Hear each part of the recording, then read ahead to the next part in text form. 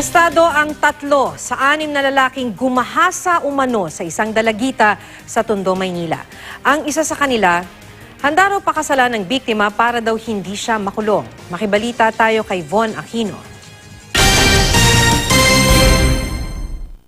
Magkulong sila, ma'am. Kasi nag-iisang anak ko lang yan na babae. Bata pa yan. Si Sais lang yan. Naawa rin po ako sa ginawa nila sa anak ko. Iika-ika, hindi makalakad. Galit na galit at puno ng hinagpis ang ina ng 16 anyos na dalagitang ito na ginahasa umano ng 6 na lalaki sa Tondo, Maynila madaling araw kahapon.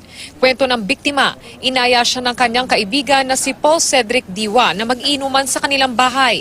Pero ang inakalang kaibigan, may maitim palang balak. Nang makailang tagay daw ang biktima, bigla raw siyang nahilo at nawala ng malay. Nang bahagyang magkamalay, ginagahasa na umano siya ni Angelito Gonzales. Habang ginagahasa siya, pinanonood pa raw sila ng isang Prince Jomari Diwa. Pilit ko pong pinipiglas yung katawan niya po sa akin. Nang tuluyan siyang magkamalay, dito na siya nakauwi at nagsumbong sa mga magulang. Agad silang dumulog sa mga pulis at kahapon din naaresto ang 3 sa mga suspect. Sa initial namin pag-iimbestiga ay nakikita namin na may pinainom dito sa batang ito sapagkat nung aming siyang ini-interrogate kanina sa taas, nagsabi siyang ang tagay lang naman daw ay ganoon. Konti lang, para shot-shot lang. Bigla siyang na-blackout o nawalan siya ng malay matapos siyang makashot ng mga 4 na beses. Itinanggi naman ng 3 suspect ang bintang. Dahil po sa nakainom lang po. Napag-ano lang po, napag-tripan lang po ng mga tropa.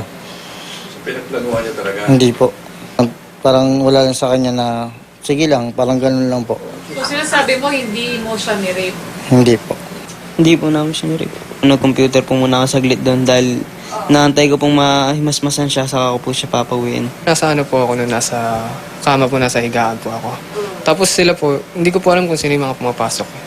Nandun lang po ako sa kama, natutulog po talaga ako. Hindi po ako gising, hindi po totoo yung may nanonood sa kanya. Pero umamin si Gonzales na hindi lamang siya ang gumalaw sa biktima. Handa naman daw siyang pakasalan ng dalagita, wag lamang siyang makulong. Yung una po yung tadot. May nang-rape sa kanya iba, ikaw lang? Meron po.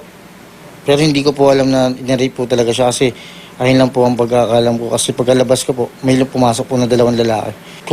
Kung gusto niya lang din po na pakasalan ko po siya. Tinanggihan naman ito na biktima. Pinaghahanap pa ang sinasabi ni Gonzales na tado at 2 pang lalaki. Maharap ang mga suspects sa reklamong rape in relation to RA 7610 o Special Protection of Children Against Abuse, Exploitation and Discrimination Act. Von Aquino, GMA News.